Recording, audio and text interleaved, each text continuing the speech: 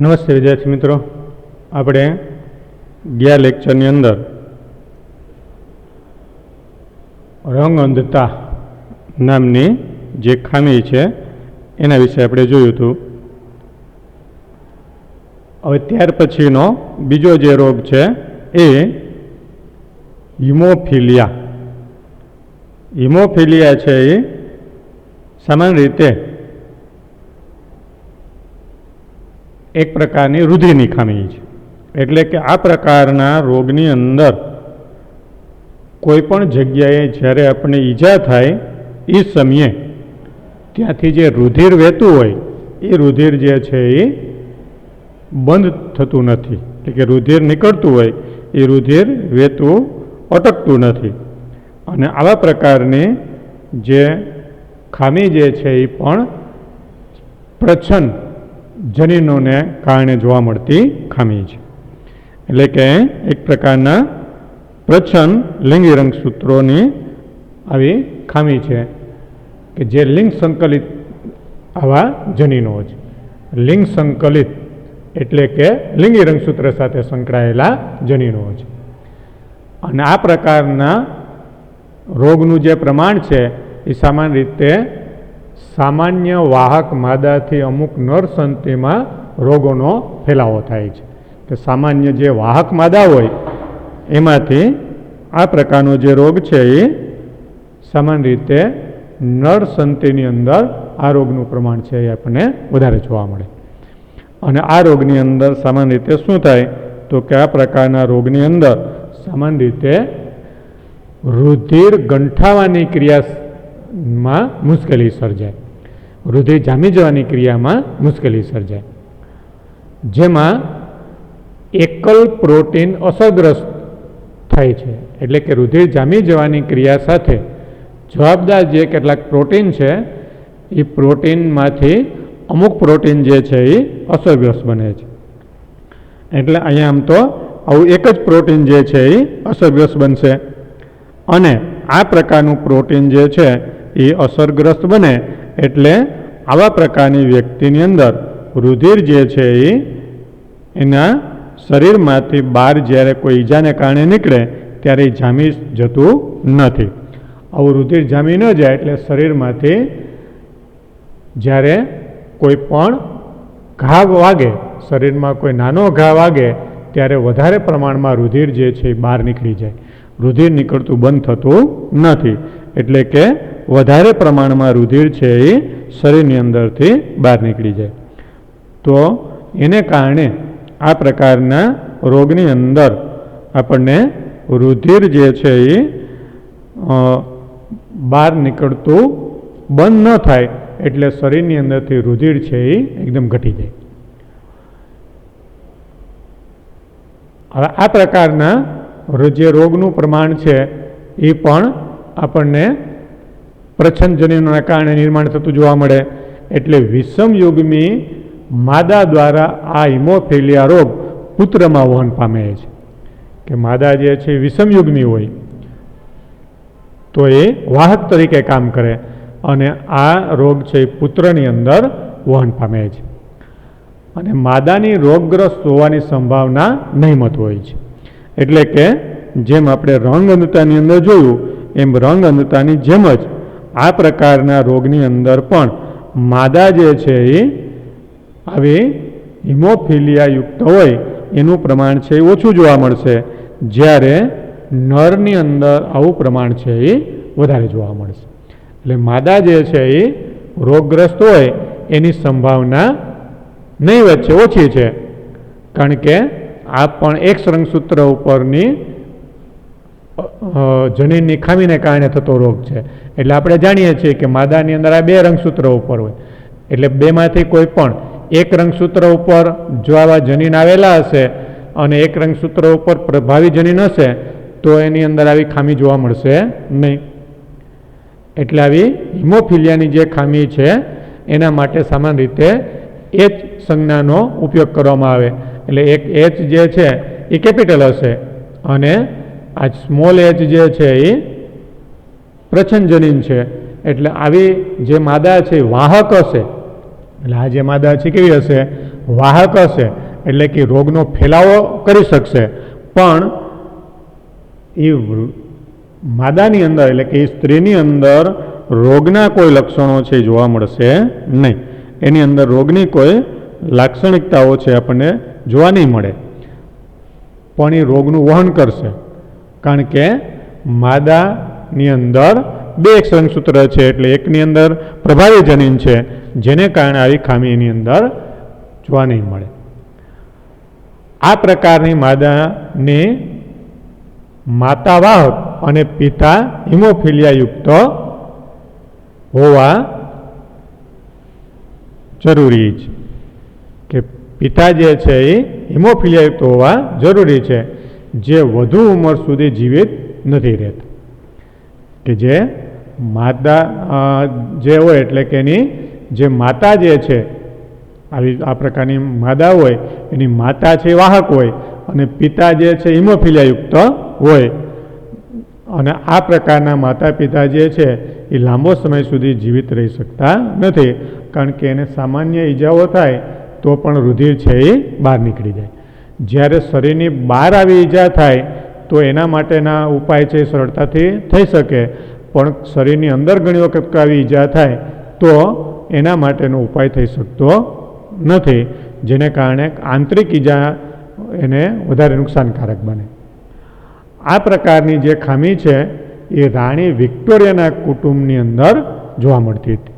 જે આપણે ઇંગ્લેન્ડની રાણી વિક્ટોરિયા, એના કુટુંબની અંદર આ પ્રકારની ખામી છે જોવા મળતી હતી. એટલે રાણી વિક્ટોરિયા જે છે એ પોતે હિમોફિલિયા નિવાહક હતી, અને એના કુટુંબની વંશાવળી જે બનાવવામાં આવી તો એના સંતાનોની અંદર આ પ્રકારના રોગનું પ્રમાણ જે છે એ કેટલું જોવા મળશે એની માહિતી છે એના ઉપરથી મળી શકે. એટલે હિમોફિલિયાનો જે વારસો છે એ આવી રાણી વિક્ટોરિયાના સંતાનોની અંદર કઈ રીતે જોવા મળે છે એને આપણે વંશાવળીના પૃથ્થકરણ દ્વારા સમજી શકીએ. કારણ કે આ રાણી વિક્ટોરિયા છે કેવી હતી તો કે વાહક હતી, એટલે કે એના બંને જે લિંગી એક રંગસૂત્ર હતા એમાંથી એક લિંગી એક રંગસૂત્ર ઉપર આવું હિમોફિલિયા માટેનું પ્રચ્છન્ન જનીન છે એ આવેલું હતું, જેને કારણે આ પ્રકારની ખામી જે છે એની અંદર જોવા મળતી હતી. અને એના સંતાનોની અંદર આવી જે ખામીઓ છે એ વિશેષ જોવા મળે, જેને કારણે એની વંશાવળી પૃથ્થકરણનો આખો જ્યારે ઇતિહાસથી તપાસવામાં આવ્યો તો એના ઉપરથી ખ્યાલ આવ્યો કે એના કયા કયા સંતાનોની અંદર આ પ્રકારની ખામી જે છે એની સંભાવના છે એ વધારે છે. એટલે આ રીતે આ પ્રથમ જે 2 ખામી આપણે જોઈ, રંગ અંતા અને હિમોફિલિયા, એ લિંગી રંગસૂત્રો ઉપર જોવા મળતા આવા પ્રચ્છન્ન જનીનોની ખામીને કારણે જોવા મળે છે. હવે ત્યાર પછી કેટલાક રોગો છે દૈહિક રંગસૂત્ર ઉપર પણ આવેલા હોય. લિંગી રંગસૂત્ર એટલે 23મી જોડની અંદર આવી ખામી, અને દૈહિક રંગસૂત્ર એટલે કે 1 થી 22 જે જોડ છે એની અંદર જો આવી ખામી જોવા મળતી હોય તો એને આપણે સામાન્ય રીતે દૈહિક રંગસૂત્રની ખામી કહીએ છીએ. અને આ પ્રકારની જે ખામી છે એમાં સિકલ સેલ એનેમિયા નામની ખામી. આ જે ખામી છે એ દૈહિક રંગસૂત્રો સંલગ્ન પ્રચ્છન્ન લક્ષણ છે. એટલે કે આ પ્રકારના રોગની અંદર પણ પ્રચ્છન્ન જનીનો જવાબદાર છે, પણ આવા જનીનો ક્યાં આવેલા હોય તો કે આ પ્રકારના જનીનો જે છે એ દૈહિક રંગસૂત્ર ઉપર આવેલા હોય. અને જે પિતૃમાંથી સંતતિમાં ત્યારે જ પ્રવેશ કરે છે જ્યારે બંને પિતૃઓ જનીનના વાહક હોય અથવા તો એ વિષમયુગ્મી હોય. કારણ કે બેયની અંદર દૈહિક રંગસૂત્રોને તો આપણે એક્સ દ્વારા દર્શાવીએ છીએ, એટલે બંને પિતૃઓ એટલે કે માતા અને પિતા જો આ જનીનના વાહક હોય તો એને વિષમયુગ્મી કહેવાય. તો જ આ પ્રકારના રોગનું પ્રમાણ જે છે એ એના સંતાનની અંદર ઉતરી આવશે, નહીતર એ ઉતરી આવશે નહીં. બંને જો વાહક હશે તો જ આવી ખામી જે છે એના સંતાનોની અંદર ઉતરી આવવાની સંભાવના વધારે હશે. આ રોગનું નિયંત્રણ એક જોડ જનીન દ્વારા થાય છે અને આ પ્રકારના જે જનીન છે એને HbA અને HbS દ્વારા એને દર્શાવવામાં આવે છે. HbA અને HbS દ્વારા દર્શાવવામાં આવે છે. રોગના લક્ષણો 3 સંભવ જીનોટાઈપમાંથી માત્ર HbS એટલે કે બંને રંગસૂત્ર ઉપર આવા HbS આવા સમયુગ્મી વ્યક્તિઓમાં દેખાય છે. વિષમયુગ્મી એટલે કે HbA HbS વ્યક્તિ રોગ મુક્ત હોય છે પણ એ રોગના વાહક તરીકે કામ કરે છે. અહીં HB એટલે શું? તો કે HB એટલે હિમોગ્લોબિન છે, કારણ કે આ રોગની અંદર હિમોગ્લોબિનના બંધારણની અંદર ફેરફાર થાય છે. HB એટલે શું? તો કે હિમોગ્લોબિન, અને આ હિમોગ્લોબિનના બંધારણની અંદર ફેરફાર થાય જેને કારણે આ પ્રકારના રોગની અંદર જે વ્યક્તિની અંદર આવા બંને જે ખામીયુક્ત જે આવા લક્ષણ ધરાવતું જનીન છે એને S દ્વારા દર્શાવવામાં આવે, અને HbA એટલે એની અંદર સામાન્ય, અને HbS એટલે એ પ્રચ્છન્ન ખામીયુક્ત જનીન. S એટલે સિકલ સેલ એનેમિયા, એટલે એના માટે S શબ્દ અહીંયા ઉપયોગમાં લીધો છે. જ્યારે સામાન્ય માટે HbA એટલે જ્યારે આ HB આપણે લઈએ તો એ જનીન જે છે એ ખામીયુક્ત છે, એટલે કે HbA જે છે એ ખામીયુક્ત જનીન છે, અને HB જે S આપણે લઈએ તો એ સામાન્ય જનીન છે. રોગના લક્ષણો 3 સંભવ જીનોટાઈપમાંથી માત્ર SBS એટલે ખામીયુક્ત. SBA એટલે શું થશે? તો કે આ સામાન્ય. SBA એટલે સામાન્ય, અને SBS એટલે શું થશે? તો કે ખામીયુક્ત. એટલે આપણે જાણીએ છીએ જો આપણે HB ન લખીએ અને ખાલી આપણે આ બે Xને દર્શાવીએ તો એની અંદર જો HXA અને XS હશે, આવા પ્રકારના રંગસૂત્ર ધરાવતો નર હોય કે માદા હોય તો એની અંદર આ પ્રકારની ખામી છે એ જોવા મળશે નહીં. પણ એ કેવી હશે? એ વ્યક્તિ કેવી હશે? તો કે વાહક કહેવાય. એ જ રીતે જો આપણે X આવી ખામી ધરાવતા દૈહિક રંગસૂત્ર છે એટલામાં XY એવું નહીં આવે, કારણ કે આપણા 1 થી 22 જોડી જે રંગસૂત્ર છે એને XX દ્વારા જ દર્શાવવામાં આવે છે. એટલે જો એની અંદર આ બંને જનીન છે આવેલા હોય તો આવા પ્રકારની વ્યક્તિ છે એ રોગયુક્ત હશે. પણ જો એની અંદર બંને આવા X રંગસૂત્રો ઉપર આવું કોઈ જનીન આવેલું નહીં હોય, એટલે કે જો એ જનીન જ હશે તો આવી વ્યક્તિ છે કેવી હશે? તો કે સામાન્ય હશે. એની અંદર કોઈ રોગનું પ્રમાણ કે રોગની અસર આપણને જોવા મળશે નહીં. એટલે આ પ્રકારની સિકલ સેલ એનેમિયાની જે ખામી છે એ સમાન રીતે દૈહિક રંગસૂત્રો ઉપર જોવા મળે છે. એટલે અહીંયા દૈહિક રંગસૂત્ર પુરુષ અને સ્ત્રી બંનેની અંદર આપણે સરખા જ ગણીએ છીએ, સરખા જ આવેલા હોય એટલે આપણે એને XX દ્વારા દર્શાવવામાં આવે છે. એને આપણે XY કે એને એવા કોઈ સંકેત દ્વારા દર્શાવતા નથી, કારણ કે પુરુષ હોય કે સ્ત્રી હોય એની અંદર 1 થી 22 જોડી જે દૈહિક રંગસૂત્ર છે એને XX દ્વારા જ દર્શાવવામાં આવે છે. એટલે આ પ્રકારના વિકૃત જનીન સંતિમાં ઉતરવાની સંભાવના જે છે એ 50% જેટલી આપણે જોવા મળે છે. આવા વિકૃત જનીન એની સંતતિમાં ઉતરવાની જે સંભાવના છે કેટલી છે તો કે જે આપણને 50% જોવા મળે છે, જે આપણને આગળની આકૃતિ 5.15 ની અંદર દર્શાવેલું છે કે આવી જે સંભાવના જે છે એ એની સંતિની અંદર ઉતરી આવવાની જે સંભાવના છે એ 50% છે. જે આપણે આ 5.15 જે આકૃતિ જે છે એને આપણે જો જોઈએ તો એની અંદર આમાં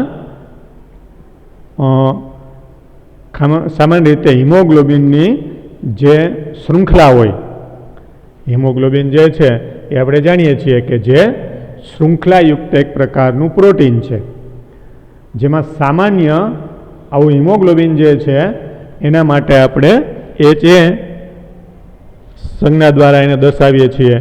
અને એની અંદર જે હિમોગ્લોબિનની જે શૃંખલા હોય એની અંદર એનો જે એમિનો એસિડ હોય એની જે શૃંખલા પોલીપેપ્ટાઇડની જે શૃંખલા છે, જે શૃંખલા દર્શાવેલી છે એની અંદર જો પહેલો એમિનો એસિડ નંબર આપેલા છે ને, પહેલો એમિનો એસિડ, બીજો, ત્રીજો, ચોથો, પાંચમો અને આ છઠ્ઠો એમિનો એસિડ. છઠ્ઠા એમિનો એસિડ તરીકે ત્યાં ગ્લુટામિન આવેલું હોય. ત્યાં કયું આવેલું હોય? ગ્લુટામિન નામનો એમિનો એસિડ આવેલો હોય. છઠ્ઠા એમિનો એસિડ તરીકે એની શૃંખલાની અંદર ગ્લુટામિન એમિનો એસિડ આવેલું હોય. હવે આ ગ્લુટામિન એમિનો એસિડ જ્યારે આપણે જાણીએ છીએ કે આ હિમોગ્લોબિનનું જે આવી શૃંખલાઓનું નિર્માણ જે છે એ DNA ઉપર થતું હોય અને એના માટેના જે સંદેશાઓ છે એ મેસેન્જર RNA એટલે કે mRNA દ્વારા આવતા હોય. એટલે આવા મેસેન્જર RNA દ્વારા આવતા આવા સંદેશાઓ દરમિયાન ગ્લુટામિક એસિડ માટેનો જે જનીન સંકેત છે એ GAG નામનો જનીન સંકેત આવેલો હોય. હવે આ GAG જનીન સંકેત છે એ આ હિમોગ્લોબિનની પેપ્ટાઇડ શૃંખલાની અંદર છઠ્ઠા સ્થાને એટલે કે છઠ્ઠા એમિનો એસિડ તરીકે જોડાયેલો હોય. હવે જો આ એમિનો એસિડની જગ્યાએ આવું mRNA છે એ GAG આ એમિનો એસિડને બદલે જો GUG નામનો એમિનો એસિડ ભૂલથી પણ જોડી દે, આવી ભૂલ જે છે એ સમાન રીતે બહુ ઓછી જોવા મળતી હોય, mRNA કે DNA ની અંદર કાંઈ ખામી સર્જાય ત્યારે જ આવી ભૂલ થતી હોય. પણ જો GAGની જગ્યાએ જો GUG આ છઠ્ઠા સ્થાને જોડાઈ જાય તો GUG જે છે એ વેલાઇન નામના એમિનો એસિડનો જનીન સંકેત છે. તો ગ્લુટામિનની જગ્યાએ વેલાઇન જોડાઈ જાય તો આ હિમોગ્લોબિનની આવી શૃંખલા જે છે એ વિકૃત બની જાય, કારણ કે એક એમિનો એસિડની અંદર પણ આવા પેપ્ટાઇડની શૃંખલામાં ફેરફાર થવો જોઈએ નહીં. જો એક પણ એમિનો એસિડના આવા ક્રમની અંદર જો ફેરફાર થાય તો આવું જે હિમોગ્લોબિન છે એ અસામાન્ય બની જાય અને એને કારણે આ હિમોગ્લોબિન જે છે એ ઓક્સિજનના વહનની ક્રિયામાં મહત્ત્વનો ભાગ ભજવી શકતું નથી. એટલે આમ રક્તકણની બાહ્ય રચના તથા હિમોગ્લોબિનની જે બીટા શૃંખલા હોય એની અંદર આવેલા એમિનો એસિડની આ પ્રકારની ખામી છે. આપણે જાણીએ છીએ હિમોગ્લોબિનના બંધારણની અંદર બે શૃંખલા આવેલી હોય. હિમોગ્લોબિનના બંધારણની અંદર બે શૃંખલા આવેલી હોય, એક આલ્ફા શૃંખલા અને બીજી બીટા શૃંખલા. એમાંથી આલ્ફા શૃંખલામાં કંઈ ખામી સર્જાતી નથી, પણ બીટા શૃંખલાની અંદર ફક્ત એક જ એમિનો એસિડમાં આવી ભૂલ થાય, એટલે કે છઠ્ઠા સ્થાને ગ્લુટામિન નામનો એમિનો એસિડ જોડાવો જોઈએ એની જગ્યાએ જો વેલાઇન નામનો એમિનો એસિડ જોડાઈ જાય તો આવું હિમોગ્લોબિન છે એ ખામીયુક્ત બની જાય. અને આ પ્રકારનું ખામીયુક્ત જે હિમોગ્લોબિન છે એ રુધિર દ્વારા ઓક્સિજનના વહનની પ્રક્રિયામાં મહત્વનો ભાગ ભજવી શકતું નથી. એટલે આ પ્રકારની આવી જે ખામી જે છે એ હિમોગ્લોબિનની આવી શૃંખલાને કારણે થતી જોવા મળે છે. તો આવી હિમોગ્લોબિનની અંદર આવી જે ખામી જે છે એ એની બીટા જે શૃંખલા હોય, બીટા ગ્લોબિન જે શૃંખલા હોય એના છઠ્ઠા ક્રમમાં આવેલ એમિનો એસિડ ગ્લુટામિક એસિડ હોવો જોઈએ. ગ્લુટામિન અથવા એને આપણે ગ્લુટામિક એસિડ એમ કહીએ છીએ. એની જગ્યાએ વેલાઇન નામનો એમિનો એસિડ જોડાઈ જાય છે. ગ્લુટામિનનું વેલાઇન દ્વારા દૂર થાય છે. એટલે ગ્લુટામિન જોડાવો જોઈએ એની જગ્યાએ કોણ જોડાઈ જાય? વેલાઇન જોડાઈ જાય છે. એટલે આવી ગ્લોબિન પ્રોટીનમાં એમિનો એસિડની આ બાદબાકી બીટા ગ્લોબિનના છઠ્ઠા સંકેતમાં GAG ના સ્થાને GU દ્વારા એ દૂર થવાના કારણે થાય છે. એટલે કે ત્યાં ખરેખર ગ્લુટામિક એસિડ જેને આપણે ગ્લુટામિન કહીએ છીએ એ GAG એનો જનીન સંકેત છે. mRNA ઉપરનો જનીન સંકેત જે છે એ GAG છે. જ્યારે એની જગ્યાએ કોણ જોડાઈ જાય? GUG નામનો આ જનીન સંકેત જોડાઈ જાય છે. એટલે કે વેલાઇન જોડાઈ જાય અને એને કારણે ઓછા ઓક્સિજનની સ્થિતિમાં વિકૃત હિમોગ્લોબિન અણુમાં બહુલીકરણ થઈ જાય છે અને તાણના કારણે RBCનો જે દ્વિઅંતર્ગોળ આકાર જે છે એ લંબાઈ અને દાંતડા જેવો આકાર બની જાય છે. એટલે જે આપણે આગળની આકૃતિની અંદર જુઓ કે જે અસામાન્ય હિમોગ્લોબિન છે એની અંદર જે વિકૃત હિમોગ્લોબિનના અણુમાં બહુલીકરણ થાય અને આ તાણને કારણે એટલે કે આવી હિમોગ્લોબિન આવી ખામીને કારણે જે રક્તકણોનો આકાર જે છે એ દ્વિઅંતર્ગોળ હોવો જોઈએ એને બદલે એ સિકલ આકાર જેવો થઈ જાય. સિકલ એટલે શું થાય?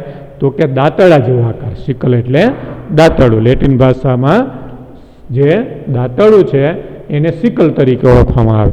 એટલે એનો જેવો આકાર જે છે એ દાંતડા જેવો થઈ જાય. એટલે જ આપણે એનું નામ શું આપ્યું? Sickle cell anaemia. એનેમિયા એટલે સામાન્ય રીતે રક્તકણોની અંદર કોઈ પણ પ્રકારની ખામીઓ હોય તો એના માટે આપણે એનેમિયા શબ્દનો ઉપયોગ કરીએ છીએ. અને આવા રક્તકણો કે જેને આપણે સેલ એમ કહીએ છીએ એટલે સિકલ સેલ એટલે કે રક્તકણના જે કોષો છે, રક્તકોષો જે છે એનો આકાર જે છે દાંતડા જેવો થઈ જાય. શા માટે? તો કે આ હિમોગ્લોબિન જે છે એના અણુનું બહુલીકરણ થયું જેને કારણે રક્તકણો RBCનો આકાર જે છે એ દ્વિઅંતર્ગોળ હોવો જોઈએ. આપણે જાણીએ છીએ કે આપણા શરીરની અંદર રક્તકણો કેવા હોય? તો કે દ્વિઅંતર્ગોળ હોય, એની અંદર કોષ કેન્દ્રનો અભાવ હોય એવા પ્રકારના રક્તકણો આવેલા હોય. પણ એની અંદર આવા રક્તકણો જે છે આવી જો હિમોફિલિયાની આ પ્રકારની ખામી હોય, સિકલ સેલ એનેમિયાની જો આવી ખામી હોય તો એને કારણે રક્તકણો છે એમાં હિમોગ્લોબિનનું પ્રમાણ ઘટે. એટલે ઓક્સિજન જ્યારે ઓછા પ્રમાણમાં હોય એવી સ્થિતિની અંદર આવી વ્યક્તિને ઓક્સિજન પૂરતો મળી શકતો નથી અને રક્તકણો કેવા બની જાય? તો કે રક્તકણો જે છે એ દાંતડા જેવા આકારના બની જાય છે. આ રીતે આ પ્રકારની ખામી જે છે એ સર્જાય છે. એ જ રીતે ત્યાર પછીની જે ત્રીજી જે ખામી છે ફિનાઇલ કીટોન્યુરિયા. ફિનાઇલ કીટોન્યુરિયા એના પછીની ખામી છે એ ફિનાઇલ કીટોન્યુરિયા. તો આ એક જન્મજાત ચયાપચય ખામી છે. જન્મજાત ચયાપચય ખામી છે અને આ ખામી જે છે એ પણ દૈહિક પ્રચ્છન્ન લક્ષણોની જેમ આનુવંશિકતા દર્શાવે છે કે જે દૈહિક પ્રચ્છન્ન લક્ષણો નજી જ આનુવંશિકતા એની અંદર જોવા મળે. એટલે કે પ્રકારના પ્રચ્છન્ન જનીનોની આ ખામી છે. આ જે ખામી છે એ કઈ રીતે થાય? આપણે આગળ જોઈએ કે ફિનાઇલકીટોન્યુરિયા નામના રોગની અંદર જે એમિનો એસિડ છે એનું ચયાપચય છે એ યોગ્ય રીતે થતું નથી. એટલે રોગગ્રસ્ત જે વ્યક્તિ હોય એની અંદર ફિનાઇલ એલેનિન નામના એમિનો એસિડને ટાયરોસિન એમિનો એસિડમાં રૂપાંતર કરવા માટે જરૂરી ઉત્સેચકની ઉણપ સર્જાય છે. કે આપણા ખોરાકની અંદર જે આપણે એમિનો એસિડ લઈએ એનું ચયાપચય થતું હોય અને આવા પ્રકારના ચયાપચયની આવી જે પ્રક્રિયા થતી હોય એની અંદર જે ફિનાઇલ એલેનિન નામનો જે એમિનો એસિડ હોય એનું ટાયરોસિન નામના એમિનો એસિડમાં રૂપાંતર થવું જરૂરી છે. અને આ ટાયરોસિનમાં રૂપાંતર થવા માટે જવાબદાર જે ઉત્સેચક નિર્માણ થતો હોય એ ઉત્સેચક છે એ નિર્માણ થતો નથી. ફિનાઇલ એલેનિનનું શેમાં રૂપાંતર થવું જોઈએ? તો કે ટાયરોસિન નામના એમિનો એસિડમાં એનું રૂપાંતર થવું જોઈએ. અને એમાં આપણે જોઈ ગયા કે એના માટે ખાસ કરીને ફિનાઇલ એલેનિન હાઇડ્રોક્સાઇલેઝ નામનો જે ઉત્સેચક છે એ જવાબદાર છે. એટલે આ જે ઉત્સેચક છે એ ઉત્પન્ન થતો નથી, એ ખામીયુક્ત હોય, જેને કારણે ફિનાઇલ એલેનિન એકત્રિત થતો રહે. એટલે રુધિરમાં ફિનાઇલ એલેનિનનું પ્રમાણ વધી જાય અને ફિનાઇલ પાયરુવિક એસિડ તથા અન્ય વ્યુત્પન્નોમાં એ ફેરવાઈ જાય.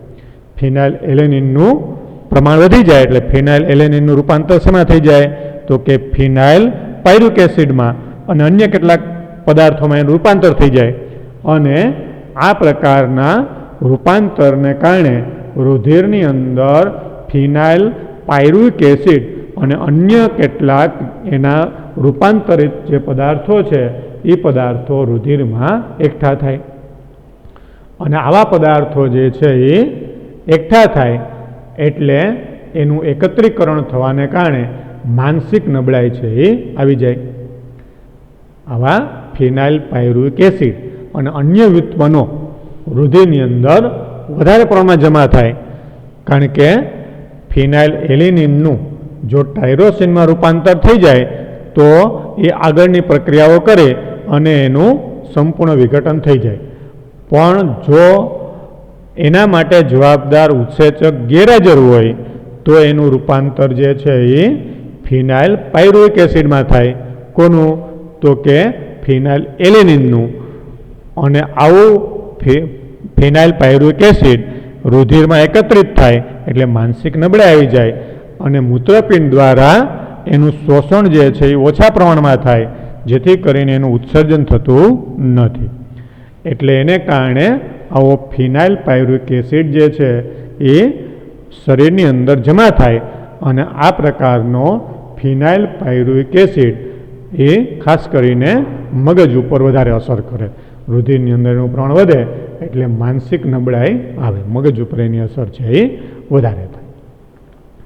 એટલે આ રીતે આવી જે ફિનાઇલ એલેનિનના વિઘટનમાં ખામી સર્જાય એટલે ફિનાઇલ પાયરુવિક એસિડનું પ્રમાણ જે છે એ એની અંદર વધી જાય, જેને આપણે ફિનાઇલ કીટોન્યુરિયા એમ કહીએ છીએ. ફિનાઇલ પાયરુવિક એસિડનું પ્રમાણ રુધિરમાં વધી જાય. અને આ રોગ છે એ પણ કેવો છે? તો કે દૈહિક પ્રચ્છન્ન જનીનો ઉપર આવેલો રોગ છે. એટલે કે દૈહિક રંગસૂત્રની ખામી ધરાવતો રોગ છે. એટલે આ જે સિકલ સેલ એનેમિયા છે એ પણ દૈહિક અને પ્રચ્છન્ન લક્ષણો ધરાવતા જનીનો દ્વારા ઉત્પન્ન થતો રોગ છે. અને આ ફિનાઇલ કીટોન્યુરિયા જે છે એ પણ આવી દૈહિક પ્રચ્છન્ન લક્ષણો ધરાવતી ખામીને કારણે થતો રોગ છે. તો આ રીતે આપણે આ બે જે રોગો છે એ આવી પ્રચ્છન્ન દૈહિક રંગસૂત્રો પર આવેલા રોગો છે. ત્યાર પછી ના બીજા એક રોગ તરીકે થેલેસેમિયા. આ થેલેસેમિયા જે રોગ છે એ પણ આવા પ્રકારની જે દૈહિક સંલગ્ન પ્રચ્છન્ન જનીનો દ્વારા થતો રોગ છે. થેલેસેમિયા જે છે એ પણ આ જ પ્રકારનો એક રોગ છે અને આ પ્રકારનો જે રોગ છે એ પણ આવી દૈહિક રંગસૂત્ર ઉપરની ખામીને કારણે થતો રોગ છે. તો આ જે થેલેસેમિયા જે રોગ, પછી સિકલ સેલ એનેમિયા અને આ ફિનાઇલકીટોન્યુરિયા, આ જે ત્રણ રોગો જે છે એ આ રીતે દૈહિક આવી પ્રચ્છન્ન જનીનોની ખામીને કારણે થતા રોગો છે. તો આ રીતે આ ત્રણ રોગો જે છે એ આવી દૈહિક રંગસૂત્રોની ખામીને કારણે થતા રોગો છે. અને હવે ત્યાર પછી જે થેલેસેમિયાનો જે રોગ છે કે જે દૈહિક રંગસૂત્રની આવી ખામીને કારણે થતો રોગ છે એને હવે આપણે નેક્સ્ટ લેક્ચરની અંદર જોઈશું.